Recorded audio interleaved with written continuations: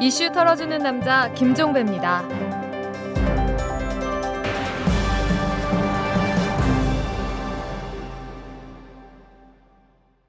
3월 11일 월요일입니다. 자, 한반도에 다시 긴장이 엄습하고 있습니다. 북한이 유엔 안보리의 제재와 키 리졸브 훈련에 반발하면서 정전협정 백지화를 공언을 했고요. 이어서 전투 동원 태세를 갖춘 상황입니다. 이런 상황에서 한국과 미국은 오늘 0시를 기해서 키 리졸브 훈련에 공식적으로 돌입을 했습니다. 언제 어디서 어떤 충돌이 있을지 모르는 살얼음판 상황이다. 언론은 이렇게 규정을 하고 있는데요. 자, 과도한 위기감 조성과 필요 이상의 불안 심리도 물론 경계해야 할 일이지만 거꾸로 이 근거 없는 낙관주의도 경계함이 마땅할 겁니다. 자, 이 문제는 잠시 후 김종대의 돈, 권력, 군사 코너에서 짚어보도록 하고요. 탈탈 인터뷰는 오늘 귀국하는 안철수 전 서울대 원장과 관련한 문제를 털어보는 시간으로 꾸미도록 하겠습니다. 잠시 광고 듣고요. 재벌과 모피아의 함정에서 탈출하라. 종횡무진 한국경제. 재벌 개혁에 앞장서온 김상조 교수. 그가 한국경제에 던지는 8가지 질문. 우리가 몰랐던 한국경제의 진실을 파헤칩니다. 더 이상 경제 권력자들의 눈속임에 속지 마세요. 종횡무진 한국경제. 오마이뉴스가 만드는 책 오마이북.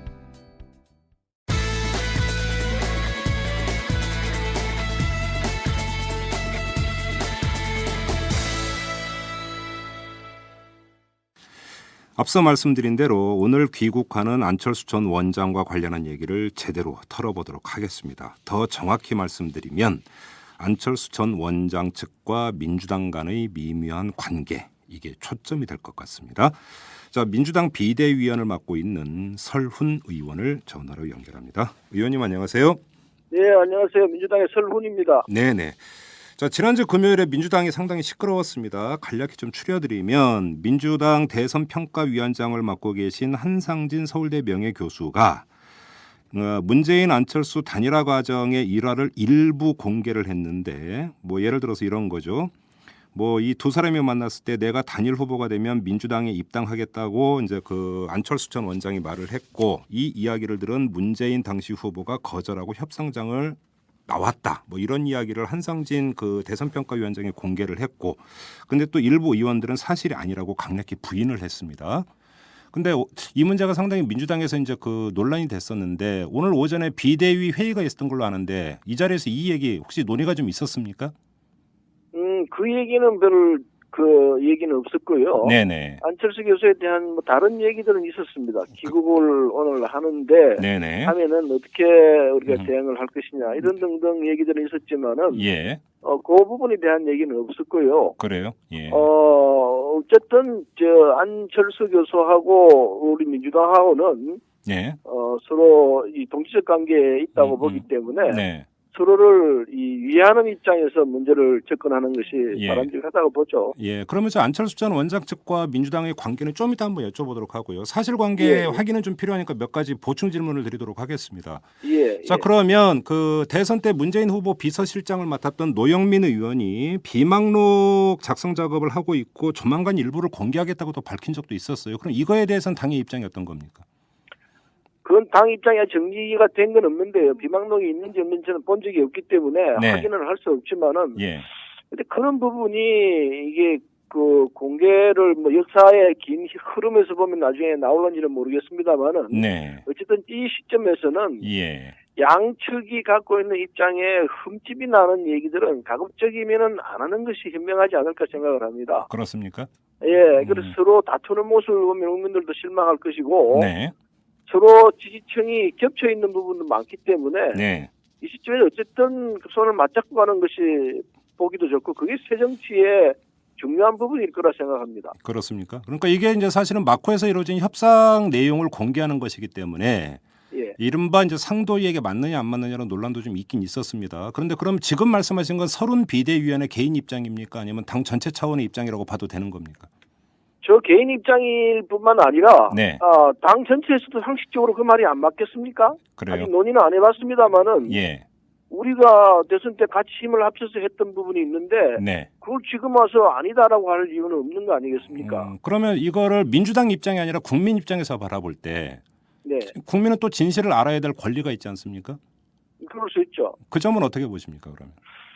글쎄요, 그 진실 저도 뭔지는 정확히는 모르겠습니다만 전 대선 협상 과정에 관여를 안 했기 때문에 네. 어쨌든 지금은 네. 서로 견해를 좁혀가면서 함께 해야 한다는 대전제가 있다 생각합니다. 그래요. 그 대전제에 충실하는 것이 옳은 방법일 거라고 봅니다. 그래요. 그러면 이거 관련해서 이제 한상진 그 대선평가위원장이 이야기를 했을 때 일부에서는 이제 강력히 부인을 했고 사실 무근이다. 왜 근거 없는 말을 하느냐 이런 반응이 나왔어요. 네. 그러면 당 차원에서 한상진 위원장한테 혹시 그러면 문의나 내지 어떤 당의 입장 전달이나 이런 게 있었습니까? 그게 이제 개인적으로는 있었던 걸로 저는 아는데요. 네. 어쨌든 예. 한상진 교수도 아마 그랬을 겁니다. 양측을 네. 이게 안철수 교수 측과 우리 민주당을 화해시키고 네. 그리고 하나가 될 수 있는 쪽으로 가고 싶다라는 강력한 어떤 이런 개인적 욕구가 있었을 거라 생각합니다. 예. 저 본인도 말씀을 하셨고 또 간접적으로 그렇게 들었는데 네. 근데 그게 이제 전달 과정에서 또는 저 표현 과정에서 뭐가 잘못됐는지는 모르겠습니다만은 네. 원래 한상진 교수의 본 뜻은 양측을 결합시키는 데 있었던 걸로 알고 있습니다. 그렇습니까? 예. 그런데 뭐 의원님께서 더 잘 아시겠지만 여의도가 원래 말이 많은 동네 아닙니까? 말이 많죠. 그런데 이것이 사실 그러니까 그러니까 삐죽삐죽 그러니까 그 개개인에 의해서 이렇게 툭툭 던져지면 이게 나중에 더 큰 문제가 될 수도 있는 거 아닙니까? 그렇습니다. 그래서 말들을 서로 자제하면서 하고 싶은 말들도 좀 삼가는 것이 좋은 법인데 네. 지금 서로들 그냥 다 그냥 자기 주장들이 그냥 왕성하다 보니까 예. 이런 현상이 일어난다고 생각합니다. 그렇습니까? 혹시 뭐 그러면 한상진 위원장이 이 문제 그러니까 이게 사실 여부를 떠나서 이제 그 언급을 한 다음에 안철수 전 원장 측에서 민주당의 어떤 뭐 클레임이라든지 이렇게 들어온 적이 있습니까? 그건 정확히 모르겠습니다. 그렇습니다. 안철수 교수가 지금 미국에 와서 오늘 들어오는 관계로 해서 예. 그쪽도 뭐 정확하게 의견들이 집약돼 있는 이 H라는 이런 게 있는지 모르겠습니다만은 네. 아직 그런 걸 공식적으로 문제 제기하고 할 시스템이 아닌 걸로 알고 있습니다. 아하, 시스템. 예, 이 말씀을 예. 했습니다. 알겠습니다. 자, 그럼 그 이 안철수 전 원장 측과의 관계 설정 문제를 한번 넘어가 보죠. 지금 당장 현안이 된 게 안철수 전 원장은 서울 노원병에 출마를 할 것 같습니다. 이래서 이제 그 민주당 입장에서 그럼 여기에 그 민주당 후보를 낼 것이냐 말 것이냐가 지금 당내에서 논란이 빚어지고 있는 걸로 제가 알고 있는데 네. 혹시 그럼 오늘 비대위 회의에서 이 이야기가 논의가 됐습니까? 어떻습니까? 오늘 이제 안철수 교수가 오후에 귀국을 한다고 그랬으니까요. 네. 귀국을 해서 어떤 말씀을 하실지 지켜봐야죠. 네. 그리고 거기에 대한 대응을 우리 나름대로 또 해야 할 것 같으니까 네. 현재는 상황을 좀 보자. 예. 아직 본인의 얘기를 안 들은 상황이기 때문에 네. 본인이 어떤 말씀을 하시는지 들어보고 그리고 예. 우리가 대책을 해야지. 예. 그냥 간접적인 이야기를 제3의 그 인물들의 얘기를 가지고 판단하기는 좀 이르다. 본인의 이어서 나오는 얘기를 듣고 판단을 하자 이렇게 유보를 해놓은 상태이기 때문에 네. 뭐 내일 모레쯤 되면 당의 정확한 입장이 나오지 않을까 생각합니다. 예, 며칠 전에 의원총회가 있었습니다. 민주당에서. 근데 이 자리에서 이제 노원병 그 후보 내느냐 마느냐가 논의가 됐었던 걸로 제가 알고 있고 이 자리에서 그 안철수 전 원장 측 이제 송호창 의원이죠. 송호창 의원이 지난 3일에 이제 출마를 밝히는 기자회견을 하고 노회찬 진보정의당 대표 측에서는 강력히 반발을 했고 이 와중에서 의원총회에서 우리도 후보 내자 뭐 우리가 밑자의 본전 아니냐 이런 의견이 상당히 나왔던 걸로 제가 전해 들었는데 뭐 밑자의 본전이라는 표현은 없었습니다. 예. 공당이면은 예. 당연히 그 보궐선거든 선거가 있으면 후보를 내는 것이 상식이죠. 네. 근데 이제 안철수 후보가 과연 논으로 결정을 할 것이냐 아니면은 부산 영도에서 결정을 치를 것이냐 예. 이런 등등은 아직 결정이 안 났기 때문에 예. 본인의 오늘 오후에 귀국을 보고 귀국 기자회견에서도 드러날 거라 생각하고 예. 바람직하기는 예. 안철수 교수가 이 부분에 대해서 좀 유보를 하시고 노원병 두루 얘기를 노원병 출마를 유보를 하라. 유보를 하시고 두루 얘기를 들어보고 예. 가장 정확한 이 해법을 찾아서 이 방향을 정하는 것이 네. 훨씬 더 바른 방법이 아닐까 이렇게 생각합니다. 지금 저는 제가 개인적으로 요구를 하고 싶다면은 예. 들어오셔가지고 여러 사람의 의견을 들어보고 예. 그리고 결정해야지 섣불리 바로 결정하는 것은 네. 이건 바람직하지 않을 수 있다. 네. 결정을 좀 늦춰라. 예. 이런 주문을 하고 싶네요. 왜요? 그 이유가 뭡니까? 왜 그러냐면요. 예.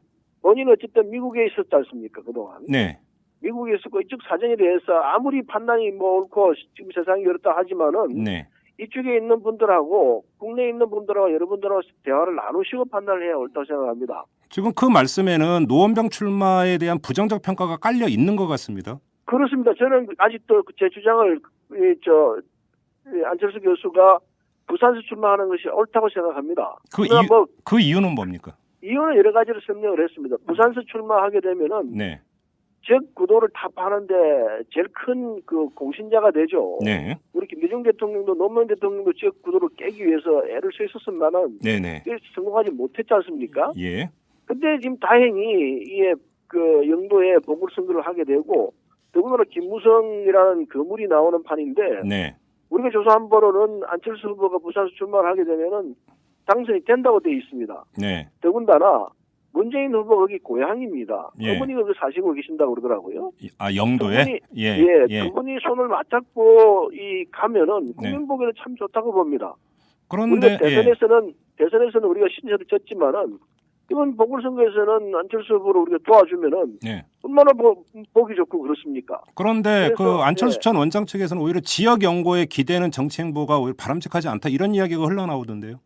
지역 연고를 깨는 거죠. 그게 지역 연고에 기대는 거겠습니까? 그렇습니까? 지역 연고를 깨기 위해서 이 어려운 상황에 뛰어드는 건데 네. 그런 논리가 이상하죠. 그 음. 논리에는 저는 승복하기 힘듭니다. 그렇습니까? 어쨌든 예.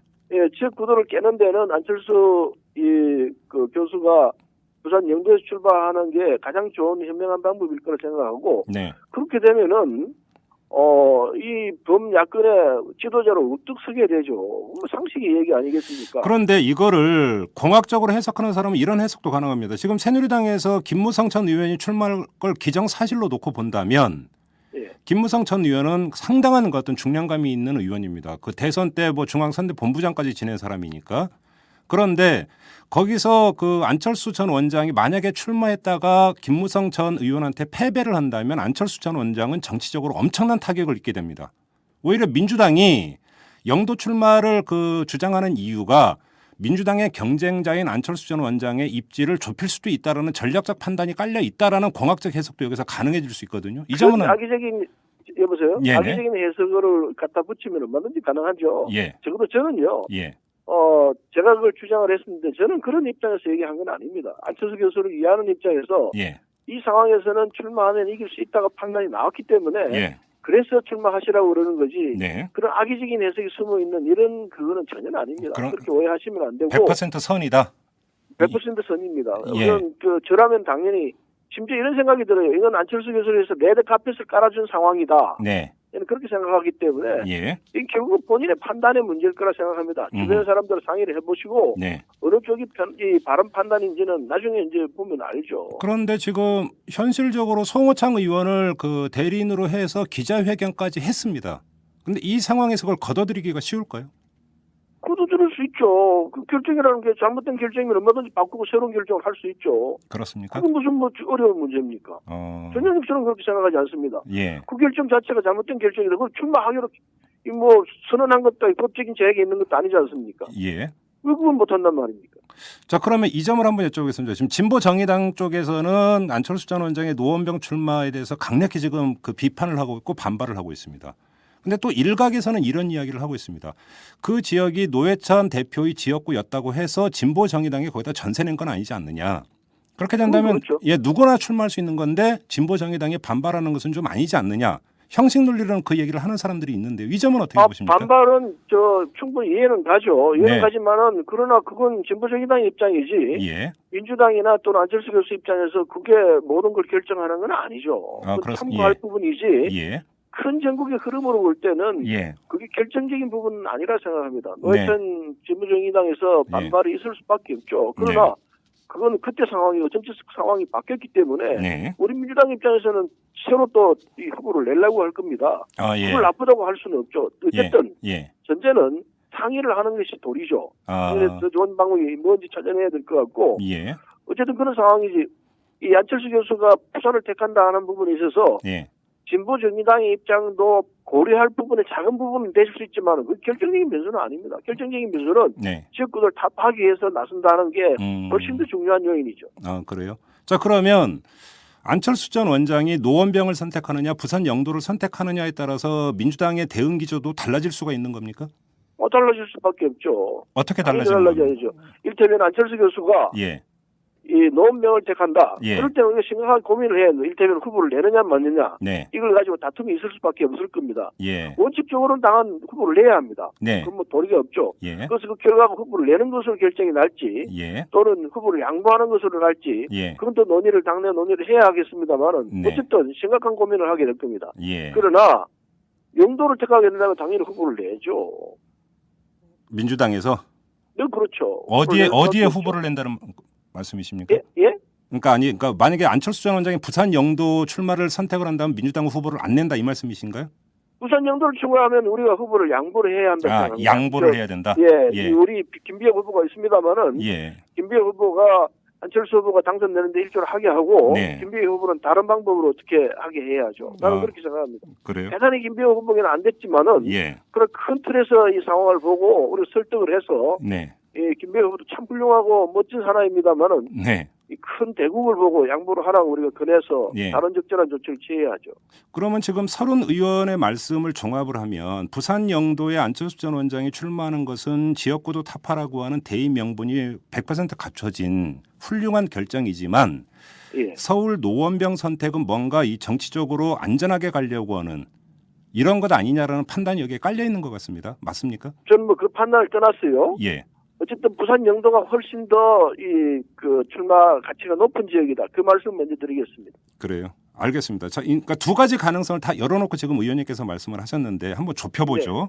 왜냐하면 송호창 의원이 기자회견에서 공식적으로 밝힌 게 있기 때문에 좁힐 수밖에 없는데 그럼에도 불구하고 노원병을 선택을 한다면 지금 그 서른 의원 개인의 생각이라고 한다면 민주당은 후보를 내야 된다고 보십니까?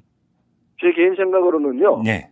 양보를 할 수밖에 없을 것 아닌가 이렇게 생각도 하는데 예. 그런 또 토론을 해봐야 할 것 같습니다. 제 주장만 가지고 논할 수는 없고 그래도 양보를 해야 되는 것 아니냐? 그래도 개인적으로 양보를 해야 될 거라 생각합니다. 그러나 예. 그 이전에 다시 말씀드립니다만은 안철수 후보가 그렇게 선택을 안 하는 게 옳죠. 아 그렇습니까? 예. 뭐 지금 저 안철수 전 원장이 아마 지금 비행기에 있을 것 같습니다. 지금 인터뷰가 그 진행이 되고 있는 이 시간에 아마 이제 오늘 오후에 이제 그 귀국을 해서 기자 간담회를 한다고 하니까 네. 이 자리에서 무슨 이야기를 할지는 좀 지켜봐야 될 것 같고요. 자 그러면 안철수 전 원장 쪽 다음 문제로 넘어가는데 안철수 전 원장 쪽에서 신당 창당을 할 것이다라는 이야기가 거의 기정사실처럼 보도가 되고 있습니다. 일단 이전부터 여쭤보겠습니다. 의원님께서도 이렇게 판단을 하고 계십니까? 글쎄 그것도 들어와서 판단을 들어봐야 되겠는데요. 네. 저라면 절대 창당 안 씁니다. 왜냐하면요. 예. 창당하면 뭐 물문가시로 또 민주당을 합당하는 과정이 있습니다. 네. 합당이 이게 말이 쉽지 참 지난한 과정입니다. 예. 그런 과정을 거치느니 차라리 처음부터 이 창당을 않고 민주당이 들어와서 민주당을 중심으로 자기 구상을 펼치는 틀을 만드는 게 훨씬 낫지. 결국은 그 과정을 거치게 됩니다. 네. 이중의 과정을 왜 하려고 하느냐 이해를 못할 거죠. 그리고 그 과정에서 어떤 결과가 나오느냐. 네. 당을 만들게 되면 결국 선거에 나갑니다. 예, 그렇죠. 선거에 나가게 되면은 예. 이 양당이 같이 표를 나누기 때문에 예. 결국은 새누리당만 다 됩니다. 초토화됩니다 이거는. 네. 특히 수도권은 투표 세표가 다투는 그런 상황인데 예. 풀어보듯이 빤합니다. 전부 다 떨어집니다. 그거는 뭐 이건 정말 해서는 안 될 그 어리석은 짓이 되는 거죠. 아, 그렇습니다. 안 됩니다. 근데 지금 뭐 안철수 전 원장 측에서 흘러나오는 이야기를 보면은 독자 세력화에 상당한 무게를 두고 있는 것 같은데요. 그 무슨 판단에서 그렇게 판단하는지는 잘 모르겠습니다만은 예. 새 정치가 아니라 예. 야당이 다 전멸하는 상황이었다면 무슨 새 정치가 필요하겠습니까? 예. 쥐잡으려고 또 깨는 결과가 되는 거죠. 그래요. 이게 야권 전체에 도움이 안 된다. 신당 창당은. 오히려 저는 절대 도움이 안 된다고 생각합니다. 현실을 보고 판단해야 합니다. 예. 그런데 만일에 양당이 두 후보를 내면은 새누리당만 되지 어떻게 우리가 그 견뎌내겠습니까? 근데 얼마 전에 여론조사가 있었습니다. 거기서 안철수 신당을 전제로 했을 때 오히려 조사 결과를 보면 민주당보다 안철수 신당에 대한 지지율이 높게 나온 거 알고 계시죠? 여론조사 봤습니다. 그럼 이 점은 어떻게? 그러면 국민들의 이런 평가는 어떻게 그러면 국민들의 해석을 해야 새정치를 될까요? 기대하는 거죠. 예. 국민들 새정치를 기대하는데 예. 그 새정치 틀을 리슨 만들 것이는 뭐 신당을 만들어 살아라. 난 그건 아닐 거라 생각합니다. 네. 신당을 만드는 결과는 예. 새누리당 지지하는 사람들 신당 만들려고 그럽니다. 왜?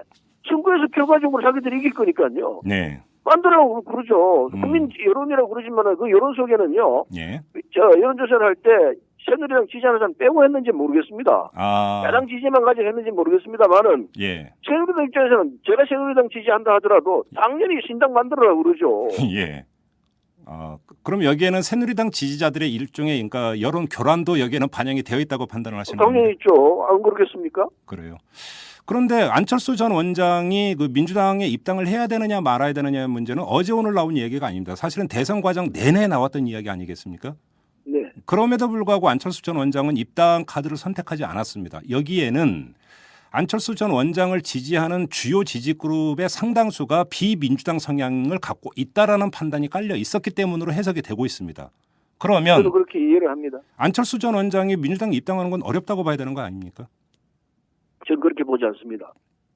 네. 민주당을 지지하는 분들의 이번 대통령 선거에서 1,400만 표를 보냈습니다. 네. 그럼 그분들이 네. 안철수 후보가 우리 당을 지지해서 후보가 됐더라면요. 네. 다당인데 예. 그분들이 어디로 갔겠습니까?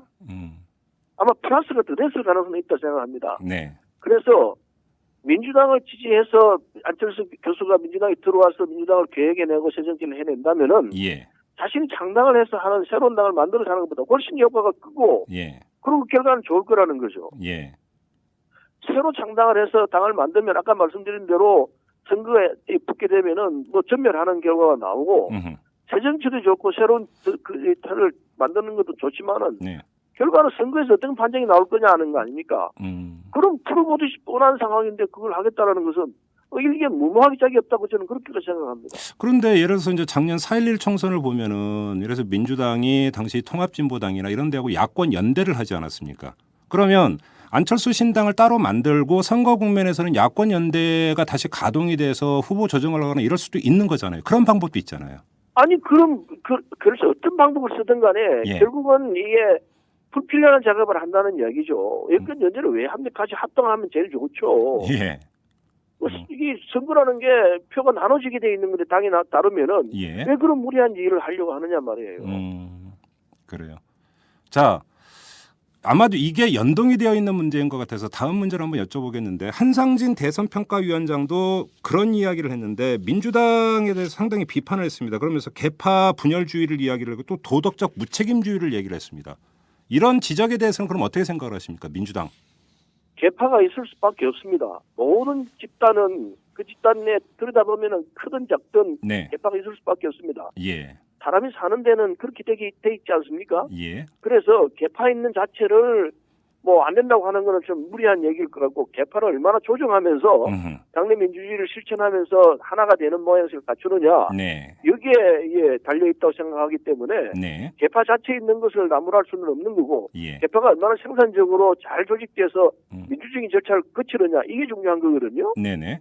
그래서 뭐 그런 비판을 받는다면은 계파 이기주의에 빠져가지고 당 전체 가야 할 길은 무시하고 네. 그냥 지 개인의 어떤 이익만 챙기는 그런 집단이 일어나면은 문제가 있지만은 예. 또 그런 부분이 있다면 우리가 비판을 받아야죠. 그리고 고쳐 나가야 되죠. 네네. 어쨌든 민주당 자체가 민주적 질서를 지키면서 하나가 되는 모양새를 갖추는 게 중요하죠. 그 도덕적 무책임주의는 어떻게 생각하십니까? 어떤 부분을 도덕적 무책임이라고 그러는지 저는 잘 모르겠습니다만은 네. 구체적인 사례를 가지고 얘기한다면은 예. 그런 부분이 있다면 고쳐 나가야죠. 근데 고쳐나갈 동력과 이런 게 있을까요? 민주당 안에? 만들어내야죠. 우리는 과거에 김대중 대통령이 계실 때는 강력한 리더십으로 이런 문제가 쉽게 정리가 되었습니다만은 네. 인간이 하는 일은 진선진미한 게 없죠. 네네. 어떤 제도든 어떤 장치든 이 문제점이 생겨나기 때문에 네. 나오는 대로 또 고쳐서 앞으로 나가야죠. 근데 이거 한성진 위원장이 도덕적 무책임주의를 어떤 개념으로 구사를 하셨는지는 모르겠습니다만은 그러니까 일반적으로 해석을 하자면 대선 이후에 민주당 안에서 벌어진 풍경을 보면 말이죠. 뭐 주류 책임론 그러면 비주류는 뭘 했느냐 이런 반격이 나왔고 친노가 문제다. 그러니까 그럼 비노 너희들이 그러면 선거 때 열심히 했느냐 또 이런 이야기가 계속 나왔습니다. 그러면서 누구도 책임지지 않는다, 무력하다, 왜 졌는지조차 제대로 모른다 이런 지적이 많이 나왔거든요. 이런 것들을 뭉뚱그려서 그러니까 지적한 거라고는 해석할 여지가 없을까요? 그리고 만약에 그렇게 해석을 한다면 아마 그럴 것 같습니다. 그런 표현을 우리가 유추한다면은 네네. 지금 우리 김정구 사회자 말씀하신 대로 그런 결론이 나올 것 같은데요. 네네. 그런 지적 받아야 되죠. 예. 받아야 되는데 예.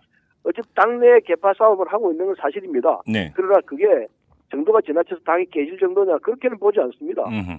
어느 집단이나 이런 정도의 마찰은 있게 돼 있고요. 네. 그 마찰을 어떻게 지혜롭게 극복하느냐가 문제인데 지금 우리가 극복해 가는 과정입니다.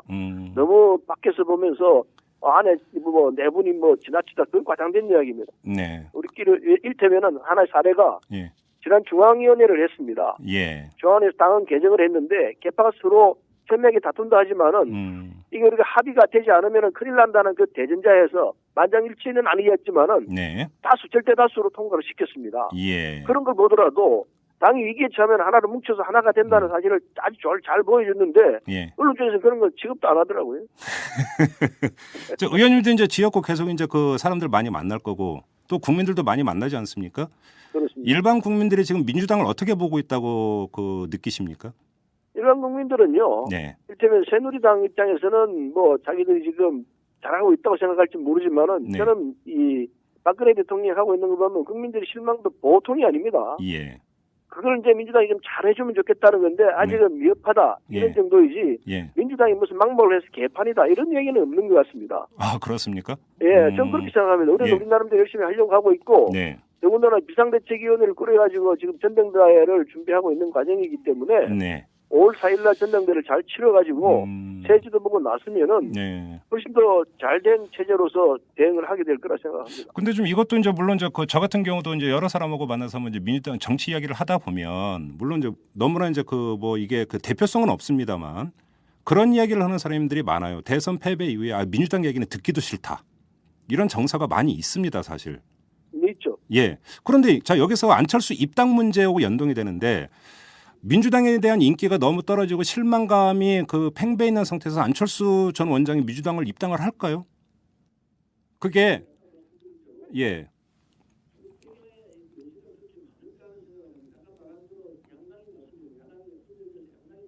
네.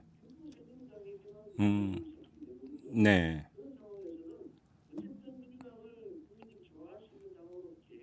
네. 네.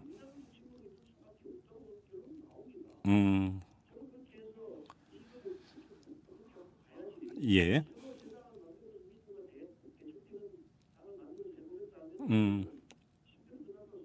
그리고 또 한 가지 지금 의원님께서도 인정을 하십니까? 어느 조직이든 개판은 있을 수밖에 없다라고 말씀을 하셨습니다.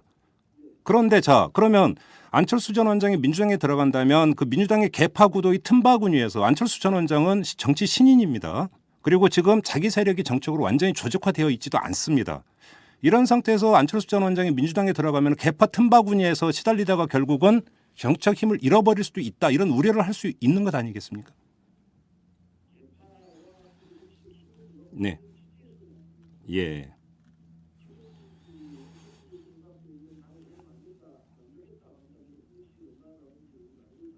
네네. 예. 네. 예. 네. 예. 예. 예. 아, 그렇습니까? 네. 예. 그래요. 알겠습니다. 안철수 전 원장과 관련된 이야기는 여기서 이제 그 좀 접도록 그런데 아까 말씀드린 대로 예. 선택의 여지가 그렇게 많을까 하는 생각을 합니다. 아까 말한 대로 양당이 나서면 야당이 분열돼서 양당이 나서면은 네. 결국 새누리당에게만 좋은 일을 시키게 되거든요. 네. 그런 상황에서는 어쨌든 민주당을 국민들이 좋아할 수 있는 당으로 개혁해내고 네. 새 정치를 할 수 있도록 그 틀은 네. 민주당을 중심으로 이룰 수밖에 없다고 결론은 나옵니다. 음. 저는 그렇게 해서 이걸 부둥켜 안고 가야지. 예. 새로 새 당을 만들어서 민주당과 대척되는 당을 만들어서 해보겠다 하면은 결국은 실패로 끝난다고 생각합니다. 그리고 또 한 가지 지금 의원님께서도 인정을 하십니까? 어느 조직이든 개판은 있을 수밖에 없다라고 말씀을 하셨습니다. 네. 그런데 자 그러면 안철수 전 원장이 민주당에 들어간다면 그 민주당의 개파 구도의 틈바구니에서 안철수 전 원장은 정치 신인입니다. 그리고 지금 자기 세력이 정책으로 완전히 조직화되어 있지도 않습니다. 이런 상태에서 안철수 전 원장이 민주당에 들어가면 개파 틈바구니에서 시달리다가 결국은 정책 힘을 잃어버릴 수도 있다. 이런 우려를 할 수 있는 것 아니겠습니까? 개파와 그리고 정치적 힘은요. 네. 국민 지지에서 나옵니다. 예. 지금 이 안철수 교수가 갖고 있는 당을 새로 만들겠다 한다면 국민 지지가 얼마나 나오는지 우리가 알고 있지 않습니까? 네네. 있지 않습니까? 예. 그런 상황에서 이 안철수 교수가 민주당에 돌아서 지도자로 서면은 네. 자연스럽게 예. 그게 맞추어서 당이 정비가 됩니다. 네. 뭐 개파 운운하지만은 어쩌면 이게 지도력을 발휘해서 예. 안철수 교수가 정리를 잘 해내면은 예. 개파가 청산되는 계기가 될 수도 있습니다. 아, 그렇습니까? 지도자의 역량에 따라 가지고 그 정리가 되는 거죠. 예. 그래요. 네. 알겠습니다. 안철수 전 원장과 관련된 이야기는 여기서 이제 그 좀 접도록 하나만 더 여쭤보도록 하겠습니다. 지금 문재인 그 의원, 지금 이제 국회의원이십니다. 문재인 의원의 역할이 어떻게 돼야 된다고 생각을 하십니까? 문재인 의원은 지금 국회에서 열심히 평의원으로서 자신을 낮추고 네. 역할을 하려고 노력을 하고 있습니다. 예. 대선에서 패했기 때문에 그 충격도 컸고 예. 또 국민들도 신나움도 있었지만은 예. 어쨌든 자신은 국회의원으로서의 충실한 이 의정 활동을 하겠다고 결심하고 있기 때문에 네. 그건 조용히 지켜보는 것이 도리가 아닐까 생각합니다. 그 일각에서 의원직 사퇴를 요구하는 그 주장도 있지 않았습니까? 그런 주장에 대해서는 어떻게 받아들이십니까? 의원직 사퇴는 하기로 했더라면 벌써 했었어야 되는데 네. 지금 와서 사람들께 그렇게 한다는 것은 예. 다시 또 죽이겠다는 얘기가 아닐까 하는 생각도 듭니다. 문재인 죽이기 지켜보는 차원이다. 것이 예. 훌륭한 국회의원으로서 역할을 할 수 있기 때문에 음흠. 지켜보는 것이 나는 도리일 거라 생각합니다. 그러면 지금 서른 의원의 판단으로는 지금 문재인 의원이 평의원으로서 의정 활동에 열심히 하는 것은 그건 기본이고 그것 말고 이제 대선 후보까지 했던 분이니까 당에서 일정하게 역할을 맡는 것은 아직은 때가 아니다 이렇게 보시는 겁니까? 맞습니다. 아직은 그렇습니다. 예. 국민적 상처가 아직도 치유가 됐다 생각하지 않기 때문에 예. 그럴 때는 지켜보면서 차분하게 네. 역할을 축소해서 예. 개인적 국회의원으로서 역할을 충실히 하는 것이 예. 이 상황에 대처하는 방법이 된다고 생각하죠. 알겠습니다. 아무튼 민주당의 그러면 이제 그 비대위 차원에서의 공식 입장은 오늘 안철수 전 원장이 귀국을 해서 어떤 그 입장을 보이느냐에 따라서 그걸 받아서 다시 이제 당의 입장이 정리가 될 수밖에 없는 수순이 이렇게 되는 거겠네요. 앞으로는. 그렇겠죠. 예. 네. 알겠습니다. 인터뷰 여기서 마무리하겠습니다. 고맙습니다, 의원님. 예, 감사합니다. 네. 예. 이슈 털어주는 남자 김종배입니다. 냉철한 분석, 깊이 있는 통찰로 우리 사회 현안을 털어드립니다.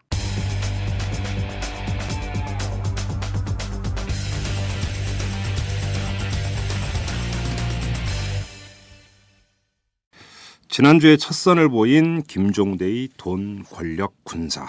반응이 상당히 뜨거웠습니다. 자, 오늘은 그 두 번째 시간인데요. 주인공이죠. 김종대 디펜스 21 플러스 편집장 또 모셨습니다. 안녕하십니까? 네, 안녕하세요. 반응이 상당히 좋았습니다. 반응 체크 좀 해보셨습니까? 뭐 말씀으로 들었습니다만은 예. 뭐 역시 출연료를 적게 주는 방송이기 때문에 말로써 이렇게 조금 더 띄워주는 측면이 있다고. 아니, 양반 왜 자꾸 영업사항을 얘기를 하면 어떻게 해요, 방송에서? 아, 그건 좀 자제해야 되는데 난 여기만 오면은 자꾸 그래서 그러는가. 저 오연호 대표한테 얘기하세요. 예, 알겠습니다. 예. 자, 근데 오늘은 이게 지금 상황인지라 네, 지금 긴장감이 점증하고 있는 한반도 정세를 안 짚을 수가 없습니다. 그렇죠. 그렇죠? 원래 오늘 사실 지금 김병관 국방장관 후보자 문제 해가지고 한번 이 그 군인들의 정관 예우 문제를 오늘 좀 다뤄볼까 했었는데 그거는 좀 뒤로 미루도록 하고 네. 오늘은 지금 아주 긴장이 조성되고 있는 한반도 정세를 한번 좀 집중적으로 털어보는 이런 시간으로 한번 좀 꾸며보도록 하죠. 네, 자, 오늘 0시부터 키 리졸브 훈련이 시작이 됐습니다. 그렇죠. 그리고 북한은 공언한 대로 오늘부터 정전협정 파기한다고 이미 공언한 바가 있었고 네, 뭐 일각에서는 야 이러다 전쟁 터지는 게 아니냐 예, 뭐 이렇게 이제 걱정하는 사람들도 사실 있습니다. 네. 어떻게 보십니까? 그게 그러니까 과도한 걱정이라고 봐도 되는 겁니까? 어떻습니까? 자, 이게 지금 우리 국민들은 아주 차분하게 네. 라면 사재기 안 하고 네. 생수 안 사드리고 담배는 부탄가스도 안 사고. 담배는 사재기 하고 있대요. 담배값 오른다고 해서. 아, 그렇습니까? 예. 그러니까 아주 차분하고 침착한데 네. 외부에서 우리를 보는 시각이 아주 긴박합니다. 여의도 증권가의 그 투자 회사 많습니다. 그 외국에서 전화가 하루 또 종일 아주 뭐 전쟁 나는 거 아니냐고 온다는 거예요. 아, 그러니까 우리 그 주식 시장에 투자했던 투자자들이 주로 외국 사람들. 그러니까 외국인 투자자들이 그렇죠. 또 밖에 나가 있으면은 그 한국 뉴스가 아주 지금 뭔가 위기가 이렇게 감도는 것으로 보도되니까 네. 교포들 전화도 많이 오고 있어요. 오. 그러니까 정작 우리 자신은 태풍의 한 가운데 눈이 고요합니다. 예. 아주 청명하죠. 그런데 그 주변은 소용돌이칩니다. 그러면 우리 김종대 편집장도 개인적으로 외국에서 뭐 전화 이런 거 좀 받았습니까? 받았죠. 뭐라고? 전화 워싱턴에서도 오고 네. 아니 뭐 별일 없냐. 주로 이거죠. 그다음에 왜 이러냐. 예, 어디까지 갈 거냐. 이거거든요. 예. 그러니까 이 한반도는 항상 태풍의 눈이다 보니까 역설적으로 예. 상당히 안정돼 있는데 반해서 예.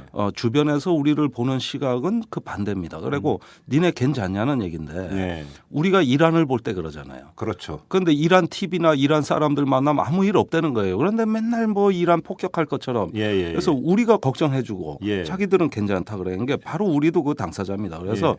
이게 바로 태풍의 눈에서 벌어지는 현상이라고 볼 수 있는데 음.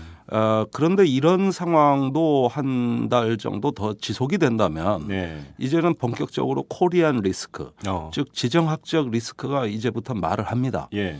이것이 어느 정도 가다가 정리가 돼야지 예. 계속 이렇게 긴장이 고조돼 가지고 허구헌날 뉴스 나가면 그때는 이제 코리안 리스크가 말을 하기 시작하고 저는 실물 분야보다는 금융 분야에서 먼저 신호가 올 거라고 생각을 하고 있어요. 그래요.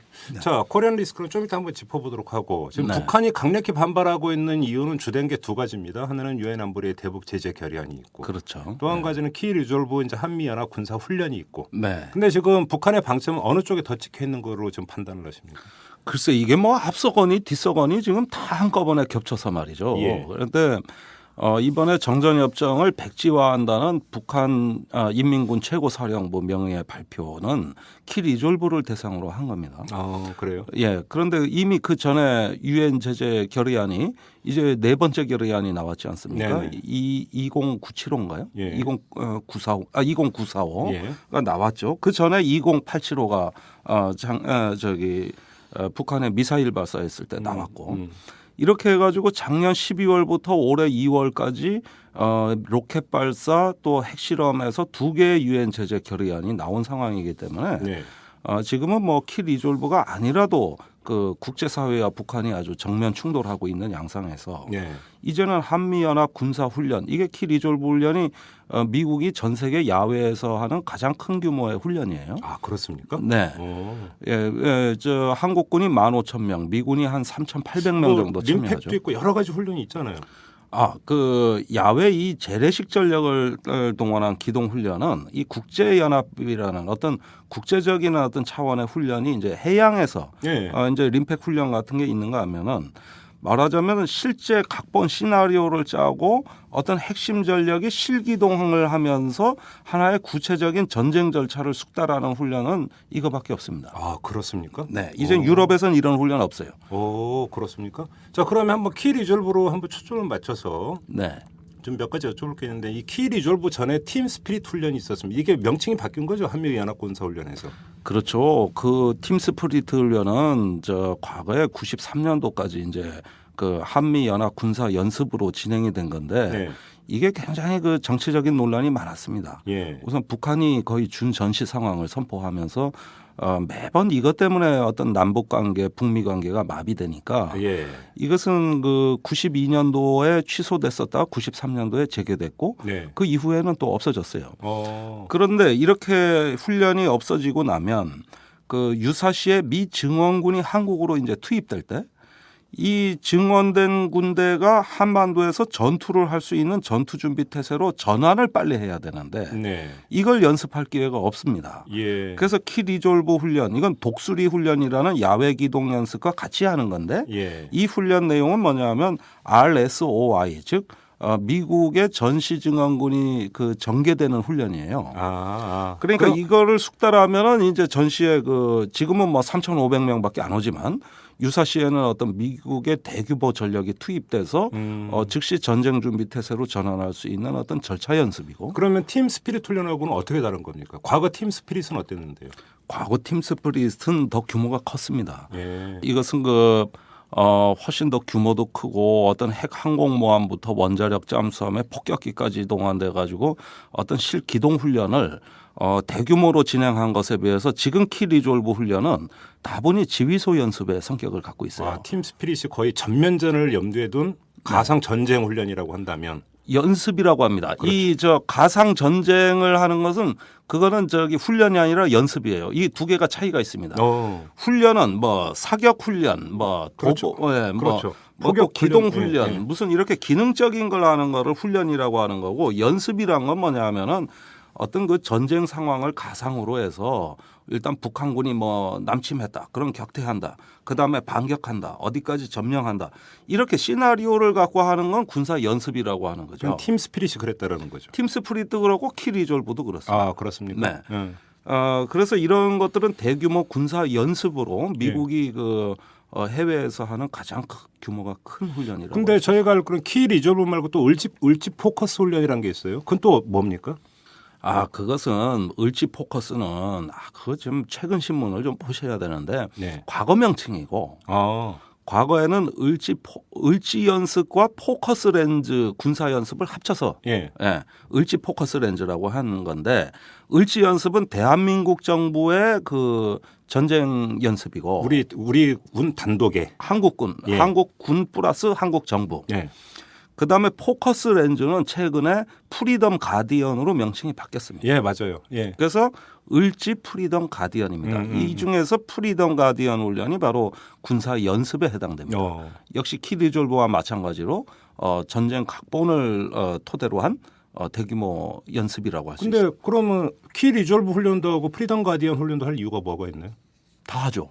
이 한반도가 그만큼 어떤 뭐 미국의 전략적 가치가 높고, 예. 또 여러 가지 어떤 그 군사 연습의 소요가 많습니다. 그러면 그 두 연습의 차이가 좀 있습니까? 주안점에? 차이는 있습니다. 예. 예.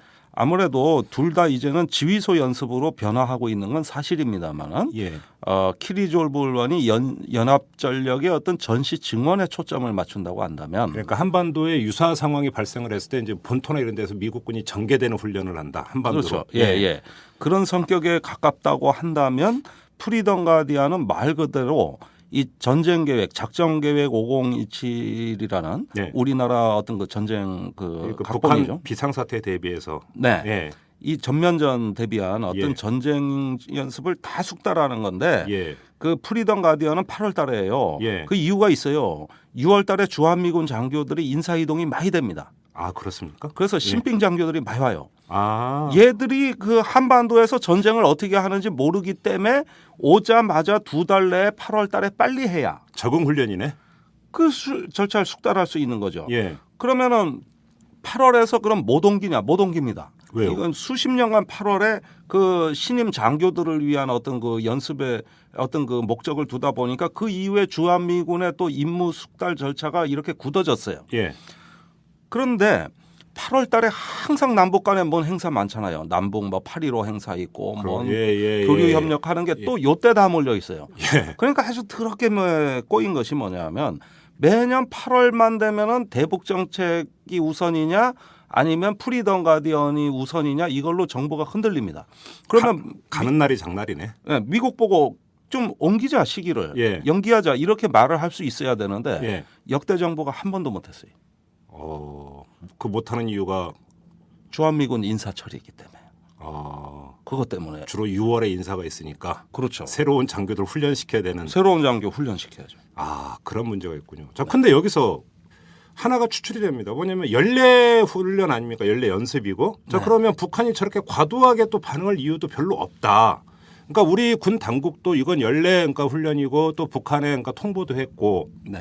거기다가 또 추가되는 것이 2015년에 전시작전권이 환수가 되는데 또 그거에 대비해서 훈련도 해야 되고, 여러 가지 우리 군 입장에서는 나름대로의 명분과 논리를 갖고 있는 것을 댔어요. 네. 근데 그렇다면 굳이 북한이 저렇게 나설 이유가 뭐가 있을까요? 자, 옛날부터 방어 훈련이라는 걸 강조하기 위해서 일정을 북한에 통보했고요. 네. 과거 팀 스프리트 훈련 때부터 다 북한에 알려주고, 그다음에 기동의 방향을 남북 방향이 아니라 동서 방향으로 해가지고 북한으로 하여금 오해 수지를 줄이게 한다든가.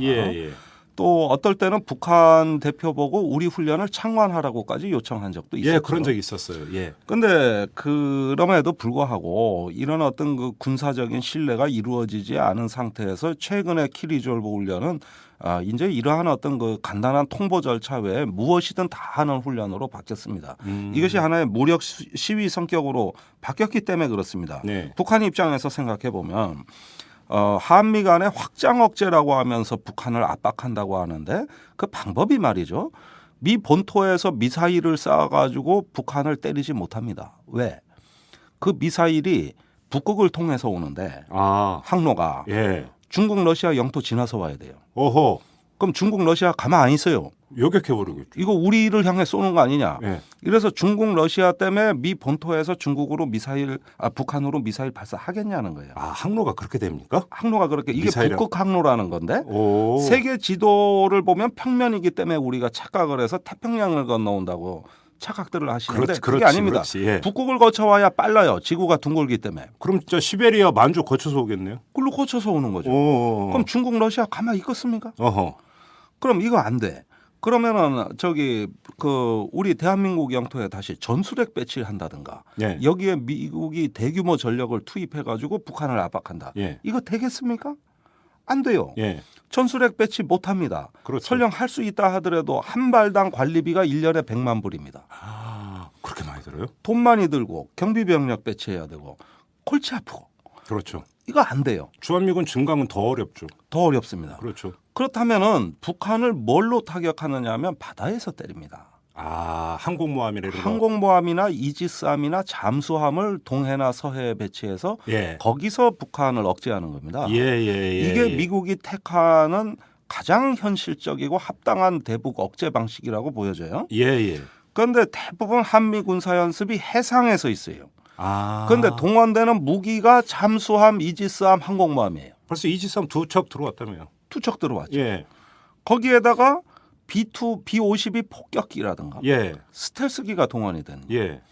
그러면은 이 어떤 그 연습의 양상을 보면은 이것은 북한에 대한 억제력 발휘거든요. 네.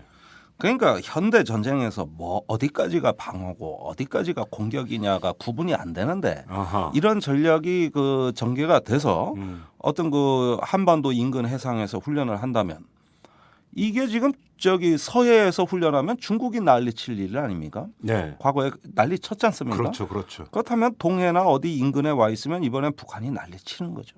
자기들의 공격의 징후로 본다 이거죠. 그래서 상대방은 방어적 조치를 했는데 그 반대편은 공격의 징후로 이걸 해석한다. 그러니까 우리 군이나 미군은 이건 순순히 100% 방어 훈련이라고 주장을 하지만 북한은 그렇게 받아들이지 않는다. 받아들이지는 않죠. 그리고 그게 경계가 모호하다. 그렇죠. 경계가 모호하죠. 어. 거기에다 이번에는 북한이 연합 연습 기간에 도발할지 모른다는 이유로 그 실전 사용 가능한 무기 체계로 이미 준비를 하고 훈련을 하고 있습니다. 이미 실탄 패치 다 됐다면서요. 예, 그래서 문제는 이것이 어떤 군사 연습이기도 합니다만 그 연습이라는 자체가 하나의 무력 시위 성격을 갖고 있는 것이고, 그렇죠. 예, 이것은 어떤 그 한반도 정세에 영향을 주는 사안이라고 봐야 되겠습니다. 자, 그러면 예. 여기서 이런 질문이 성립했는데 그렇다고 연습 안 할 수는 없는 거 아닙니까? 한미 입장에서는. 연습해야죠. 그럼 어떻게 해야 됩니까? 자, 이거는 해법이 뭐예요, 그러면? 예, 1년 전부터 다 계획된 거고, 예. 심지어 노무현 대통령이 2007년에 저 10월 달에 북한 간다는데 그때도 코앞에서 8월에 연습했던 건데 취소 못 하고. 아, 그랬었나요? 예. 10월에 남북 정상회담 있었고. 원래는 8월이었어요. 그렇죠. 그런데 그 8월에 한미 군사 연습하면서 북한 넘어가겠다는 얘기였습니다. 아. 이걸 청와대에서 골치 아파가지고 어떻게 8월 올해 안 할 수 없냐 그러다가 미국에 말도 못 꺼냈어요. 아, 그래서 10월로 늦춰진 겁니까? 그것 때문에 늦춰진 건 아니고 예. 이런 상황에서도 청와대가 해법을 못 내놨었다니까요. 어허, 남북 정상회담 때문인데도. 남북 정상회담 중에 훈련할 뻔한 겁니다. 그러니까. 그러니까요. 이야. 이럴 예. 정도로 예. 이 대규모 훈련에 대해서 이 계획을 바꾸자 그러면 또 미국이 동맹의 약속을 깨자는 거냐 이럴 것이고 네. 항공모함이 한 번 시동 거는데 1억 달러입니다. 시동만 한 번 거는데. 에이, 설마. 어? 그냥 아니 무슨 소리? 태평양 딱 해서 순항 저기 쭉 하는데 1억이 아니라 시동 거는 무슨 시동 거는 데만 1억이 걸려요. 원자로 가동해가지고 예컨대 키티호크 항공모함의 경우에 쓰는 전기량이 부산시 전체하고 맞먹어요. 그 정도입니까? 그 정도예요. 그 소모하는 에너지량하고 예. 그다음에 거기에 그 항공모함 혼자 옵니까? 구축함 따라오죠. 잠수함 따라오죠. 아, 그런 거 순양함 따라오죠. 그런 거 다 해서 한 번 출동 준비하는데 1억 달러. 그러면 이제 보통 상사는 항차라고 하잖아요. 예. 기항을 해가지고 이제 쭉 가서 한번 쭉 돌고 오는 데는 그러면 몇 억 달러 들겠네. 몇 억은 몇 억이 아니지 몇십억 들겠네. 그거까지는 내가 통계가 없는데 아니 훈련 취소하면은 준비한 비용 다 물어내라 그래요. 아 미군에서? 예. 이야. 아니 그동안에 이 훈련 준비하느라고 들어간 돈이 얼마인지 아냐 이렇게 나오면은 감당할 수 있습니까? 할 말 없죠. 그 돈 다 물어줘야 돼요. 예. 저기 대표적인 예로 1992년에 우리가 그 남북기본합의서 체결하고 팀스프리트 훈련 폐지했어요. 예. 그런데 노태우 레임덕 말기예요. 예. 그런데 군부가 미국에 가가지고 팀스프리트 훈련 재개하자고 협상을 벌였어요. 그러니까 미국 측 반응이 예. 이랬다가 내년에 취소되는 날이 일이 있으면 예. 지금 그 동안에 재개하자고 해서 우리가 훈련 준비한 비용이 몇 억 달러인데 그거 다 물어내라. 이거 각서 쓰면 팀스프리트 훈련 재개 합의하겠다. 이래서 써줬어요. 그랬어요? 그러면 써준 마당에 취소가 됩니까? 안 되죠. 그 돈 다 물어줘야 되는데. 안 되죠. 이게 미국의 군사력을 한번 여기 들여오는데 미국은 자체 훈련 필요성 때문에 그 돈을 쓰지만 우리가 해라 마라 연기해라 하면 그 돈 다 물어줘야 되고. 아무튼 그럼 키 리졸브나 프리덤 가디언 훈련을 할 때 미군 측 경비는 미국이 됩니까? 됩니다. 아, 그건 되긴 됩니까? 그거는 됩니다. 예. 그런데 최근에 미 국방부 예산이 허벌나게 지금 그렇죠. 깎이고 작살나고 있죠. 있잖아요. 예. 태평양 사령부 입장에서 무슨 술 써서라도 훈련을 해야 됩니다. 그렇죠. 그래야 오바마한테 국방비를 태평양 사령부에 배정하라는 압력을 넣을 수가 있어요. 그렇죠. 그렇죠. 아니 천안함 사건 나고 얼마 있다가 항공모함이 오나 안 오냐 그럴 때 오바마나 게이츠 장관은 안 보내겠다 그랬는데 태평양 사령부가 온다 그래 버리는 바람에 예. 양쪽의 얘기를 듣고 우리 국방부가 오는지 안 오는지를 대혼란에 빠져서 판단을 못하는 이런 상황까지 갔어요. 태평양 사령부 입장에서는 국방비를 어느 정도 유지하려면은 이 훈련을 취소할 수 없습니다. 야, 태평양 사령부가 세네. 100억 가놓고 그냥 맞짱 뜨는 거네요. 걔들은 할 말 다 하고 살아요. 오, 예. 그래요? 태평양 사령부 제1번 임무가 중국 견제입니다. 그렇죠. 그다음에 이제 북한을 억제하는 거예요. 예. 그렇다면 자기 관할권에서 훈련을 손을 댄다? 계획된 걸? 그러면서 국방예산 자른다? 이건 말도 안 된다고 볼 거예요. 그런데 미국에 지금 올해 400억 달러 국방예산 감축되는데 이제 항공모함 운영에 적신호가 켜졌습니다. 그렇겠네요. 예. 제일 돈이 많이 들어가는 이 항공모함 운영에 대해서 본격적으로 견제가 들어옵니다. 예. 지금 언론에는 키 리졸브의 원자력 항공모함 온다 그랬어요. 그런데 지금 이 순간까지 부산항에 입항 못했습니다. 예. 아마도 제 생각엔 태평양사와 미 국방부 사이에 지금 항공모함을 보내냐 마느냐 가지고 그 전쟁이 아마 북한하고 전쟁보다도 더 지금 긴박할 거라고 봅니다. 돈이 드네 안 드네 이 문제가 깔려 있는. 이 문제 가지고 당장 올해 국방예산 400억 달러 시큐스터 협상으로 또 깎이게 생겼는데 시동만 거는데도 1억 드는데. 1억 드는데. 예. 자, 그런데 다시 돌아가서 자, 그거는 미군의 사정이고. 네. 자, 그런데 그 한미 입장에서는 군사 훈련을 안 할 수가 없고. 근데 군사 훈련을 하면은 북한은 저렇게 반응을 하고. 네. 그럼 여기서 해법이 뭐가 있는 겁니까? 이런 걸 어려운 말로 국제정치학에서 안보 딜레마라고 하는 거거든요. 예. 우리 안보를 위한 조치를 하는 게 상대방한테 공격 신호로 해석이 돼서 그렇죠. 저쪽에 또 반응을 일으키고 예. 이렇게 악순환을 겪는 걸 안보 딜레마라고 합니다. 그 딜레마적 상황이죠. 사실은 그런 과정에서도 조금만 더 그 부작용을 줄인다면은 이번 훈련의 어떤 규모를 조정한다거나 네. 훈련 내용을 어떤 공격성을 줄인다거나 네. 이런 여러 가지로 좀 그 내부에서도 신뢰 구축을 할 수 있는 방법은 있긴 있는데 예. 지금 우리 국방부 합참 분위기가 뭡니까? 어떻게든 북한에 한번 보복하고 싶어서 그렇죠. 뭐 지구까지 지금도 타격하겠다는 얘기가 예. 나오고 있으니까. 지금 우리 합참 분위기가요. 예. 제발 북한을 한번 그 보복할 기회만 한번 주어진다면 한 번만 건드려 봐라. 한 번만 건드려 준다면 그냥 끝장을 내버리겠다 이런 겁니까? 이게 지금 합참의 실무장교들 분위기예요. 아, 진짜로요? 예. 박근혜 대통령이 저 식물 정보가 예. 이 군사력을 과연 효과적이고 합리적으로 잘 통제하고 있는가에 대해서 저는 상당히 우려를 합니다. 아, 진짜 합참의 지금 분위기가 그렇습니까? 그게 뭐 그렇습니다. 천안함이나 연평도 이것 때문에 그런 겁니까? 아니 당연하죠. 천안함 연평도에서 당하면 예. 군인의 어떤 그 직업 의식이라는 게 뭡니까? 예.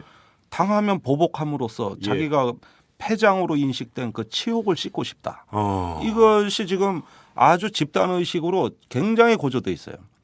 상당히 심각한 건데 그 얘기는. 사실 군인들은 원래 그렇습니다. 우리가 제1연평해전 99년에 북한의 배를 한 6척을 격파하고 100명을 사상케 했는데 3년을 절치부심해 북한이 보복했지 않습니까? 예. 2002년 제2연평해전 때. 예. 그건 북한 군대나 우리 군대나 똑같은 거예요. 어. 이 군대와 군대라는 특수한 조직끼리 만들어내고 창출하는 국면이라는 것은 예. 응징과 보복의 연결고리란 말이죠. 그렇죠. 그것의 악순환인 거거든요. 이것이 이제 군인의 어떤 직업 의식이라고 봤을 때 과연 어떤 거 지금 이 날로 고조되고 있는 남북한 군대의 그 결전 의지 또 어떤 보복의 의지 이런 것들을 어떻게 정치적으로 관리하고 통제하느냐는 우리 문제이기도 하고 북한의 문제이기도 합니다. 야, 그렇다면 그건 지금 청와대 관리 능력이 아주 중요한 지금 때에 다다랐다 그런 이야기가 되는 건데. 그렇죠. 그렇죠. 예. 자, 근데 그 전에 지금 많은 국민들이 궁금해하고 걱정하는 것은 이러다가 정말 어디서 우발적이든 계획적이든 네. 국지적이든 제한적이든지 간에 무력 충돌이 발생하는 것이 아니냐. 이걸 네. 우려를 하고 있습니다. 예, 그 개연성이 있다고 보십니까? 어떻습니까? 자, 옛날에 황장엽 선생이 망명해서 우리 쪽으로 와서 그 강연 때마다 한 얘기가 북한 군대는 당의 명령 없이 총 한 방 못 쏜다. 아, 예. 확실하게 정치 권력이 군을 통제하는 그런 어떤 일사불란한 조직이다. 이걸 여러 예. 차례 말한 적이 있어요. 예.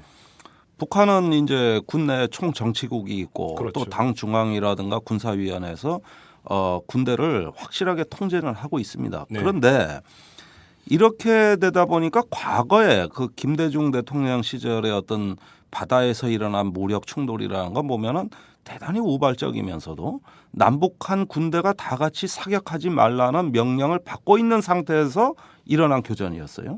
우발적으로 일어났죠. 예. 그 뒤에 관리할 수 있었습니다. 예.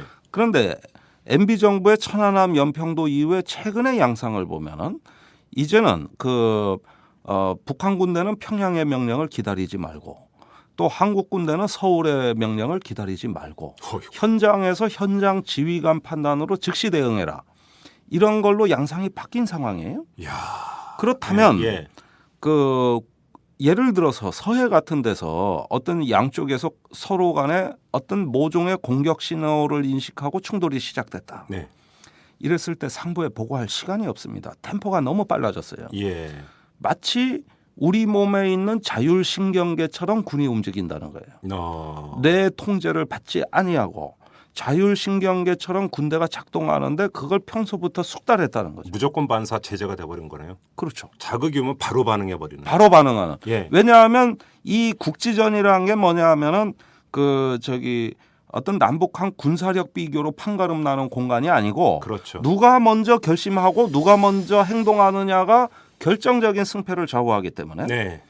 이럴 경우에는 선제적인 군사 행동에 대한 동기가 상당히 강하게 부여가 되고 그렇죠. 그럼으로써 군대와 군대끼리 만들어내는 정치 권력이 통제할 수 없는 국면의 군사 상황.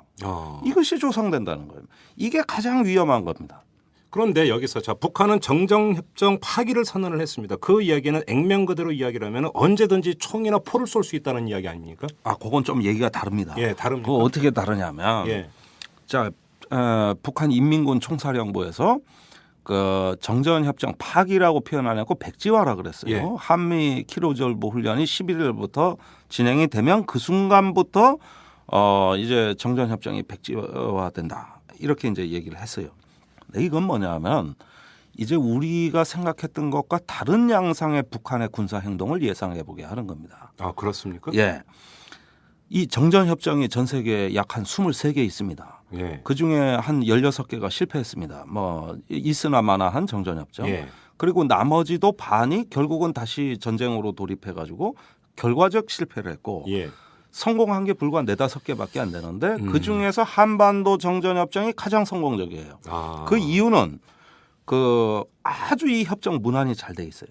예. 우선 비무장지대를 설정했습니다. 그렇죠. 그 남북한 군사분계선으로 각기 2km씩 그 비무장지대를 그렇죠. 해놨어요. 우발적인 충돌 여지를 없애버린 거죠. 없애버렸죠. 예. 이게 버퍼존이 됐어요. 그렇죠. 그런데 정전협정이 백지화된다면 이런 시나리오를 예상할 수 있는 거죠. 앞으로 우리 비무장지대에 중화기 전력 넣겠다. 북한이. 예, 거기 가지고 저기 뭐냐 뭐 장사정포 뭐 로켓탄 이런 거 특수부대 해가지고 비무장지대 진지 만들고 우리는 배치하겠다. 예. 이래 버리면 예. 정전협정에서 하지 말라는 거 이제 안 하겠다는 거 하겠다는 거거든. 그렇죠. 이러면은 굳이 남측을 공격한 것도 아니면서 엄청난 긴장감도 줄 수 있고 그것도 무력 시위네. 무력 시위죠. 그러면서 그 저기 정전협정이 백지화됐다는 실증적인 사례도 남길 수가 있고 어허. 이런 방식의 앞으로 새로운 군사 행동이 정전협정 백지화로 인해서 나올 수 있는 거예요. 그러니까 총 대신 사비네요. 그렇죠. 예. 판문점 같은 경우 뭡니까? 군사정전위원회가 개최되는 그렇죠. 어떤 비무장 구역 아닙니까? 거긴 권총 외에는 못 갖고 들어가요. 네. 여기에 박격포 진지 설치해버리면. 어이구. 그게 실제로 있었던 사건 아닙니까? 1996년에 예. 4.11 총선 앞두고. 예. 그래서 그때 저 북풍이 일어났잖아요. 예. 예. 이런 식으로 정전협정을 백지화한다는 뜻은 이것이 어떤 그 남측에 대한 선전포고는 아닙니다. 선전포고 전 단계. 아. 그러니까 그 전에 이 무력 충돌을 방지하기 위해서 의무 조항으로 정전협정에 만들어놓은 조항들을 무시해버리면 아, 그런 의미로 해석을 해야 된다. 이렇게 해석하면은 이거는 남북한 군사 정세에 심각한 변화가 옵니다. 그럼 우리 군도 대응 안 할 수가 없는 거잖아요. 안 할 수가 없죠. 그렇다고 그렇지. 우리도 덩달아 정전협정 그럼 우리도 무시하겠다. 이거 됩니까? 안 돼요. 예. 우리는 권한도 없어요. 사실은 정전협정 당사자가 아니니까. 그렇죠. 네.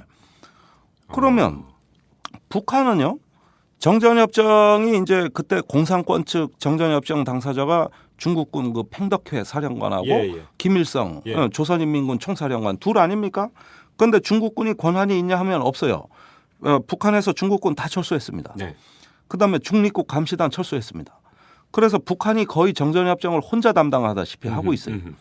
그런데 그 저기 북한에서 이거 이제 파기하겠다, 백지화하겠다고 해버리면 그 정전협정의 그 의무 조항들을 다 무시할 수 있는 것이고 그 중에 하나씩 골라서 군사 행동으로 연결하면은 남측을 도발을 안 했음에도 불구하고 그거에 걸맞는 효과를 누릴 수가 있는 거기 때문에 이 정전협정이 백지화된다는 건 심각한 문제가 있는 거죠. 물론 전 백지화 안 될 걸로 봅니다만 그렇기 때문에 이 전 세계에서 가장 성공적으로 전쟁을 예방한 이 협정이 흔들리고 있는 거죠.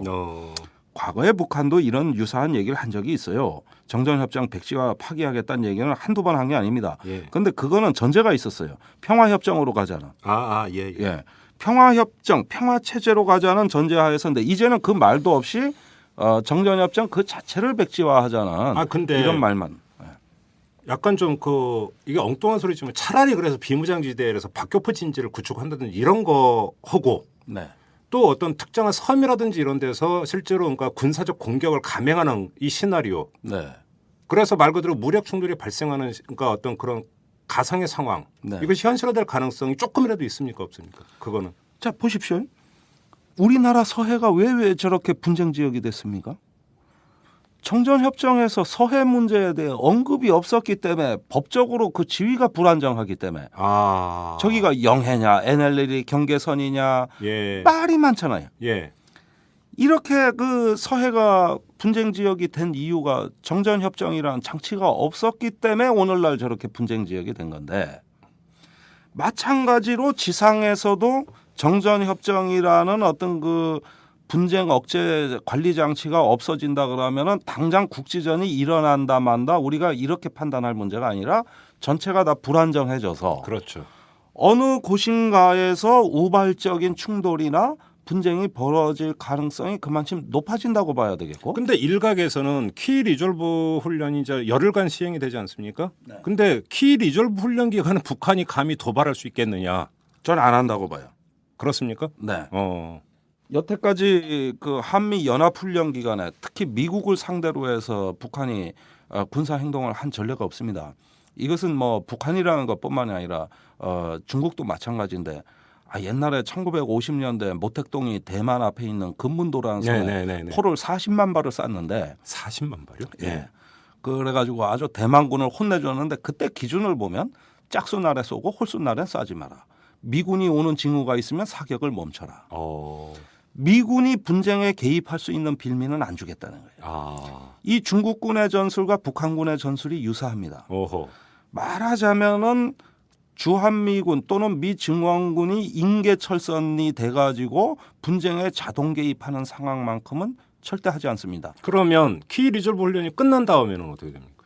그거는 키 리졸브 훈련이 끝난 다음에 굳이 북한이 군사 행동을 한다면 미군이 개입하지 않을 수 있는 예, 어떤 한국군만을 대상으로 한다거나 예, 내지는 어떤 미국이 개입하기 어려운 그 상황에서 네. 가능한 거지. 예.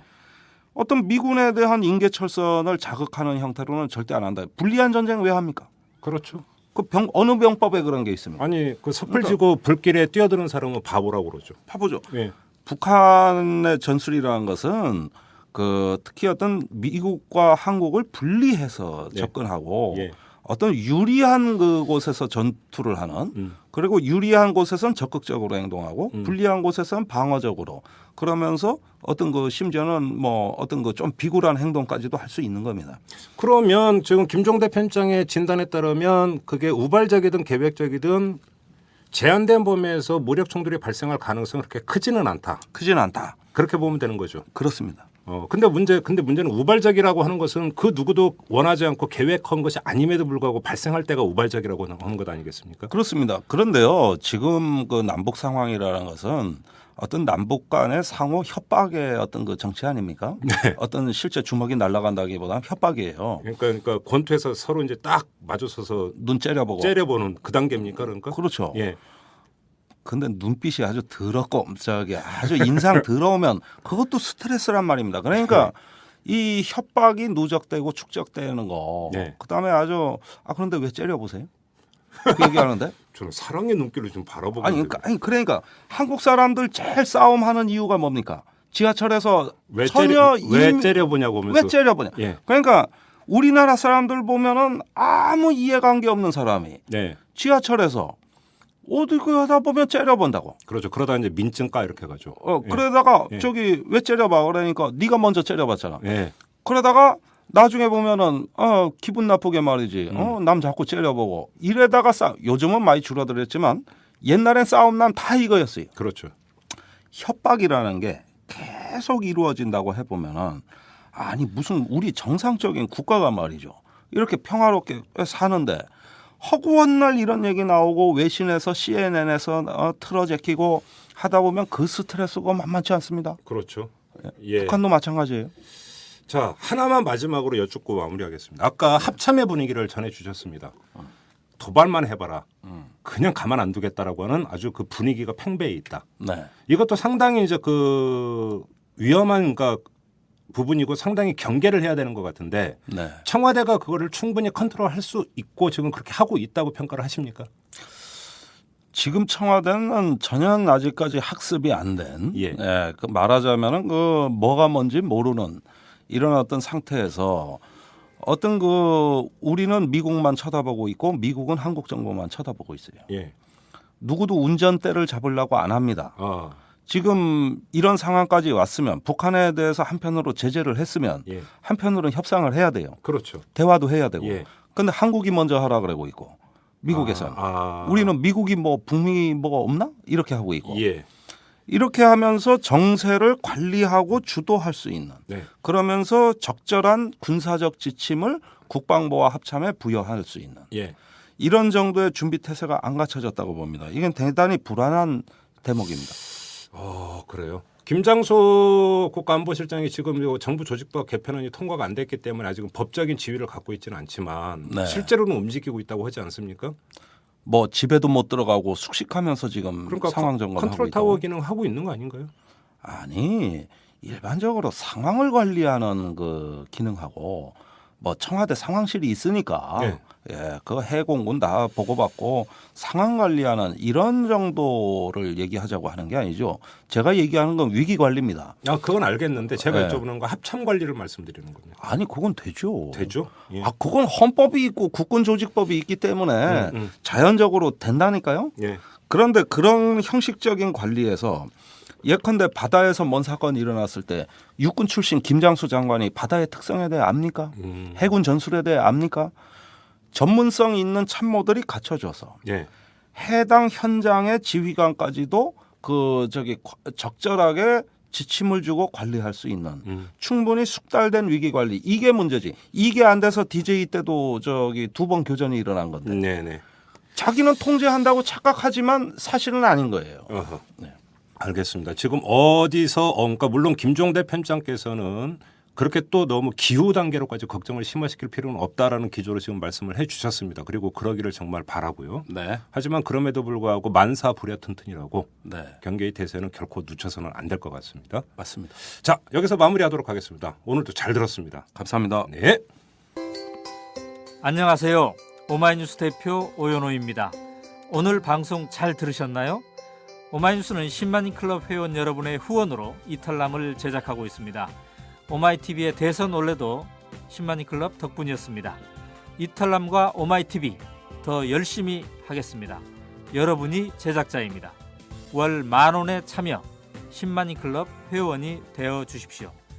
오마이뉴스 첫 화면에서 직접 가입하시거나 02-733-5505 내선 274번으로 전화 주시면 담당 직원이 안내해 드립니다. 지금 7,500명입니다. 함께해 주십시오. 감사합니다. 누가 뭐래도 평화는 관리를 해야죠. 그리고 지켜내야 되는 문제입니다. 거기서 문제가 어디에 있다, 그리고 누가 문제다를 떠나서 이런 그 긴장감이 고조되고 위기 정세가 증폭이 될수록 좀 더 차분한 마음으로, 그다음에 좀 더 차분한 대응 기조로 위기를 관리하는 이런 게 필요하지 않을까, 이런 생각을 하게 되는데요. 자, 여러분들 한반도 다시 한번 둘러봐야 될 때가 되지 않았나, 이런 생각도 합니다. 자, 이만 마치도록 하겠습니다. 지금까지 이탈남 김종배였습니다.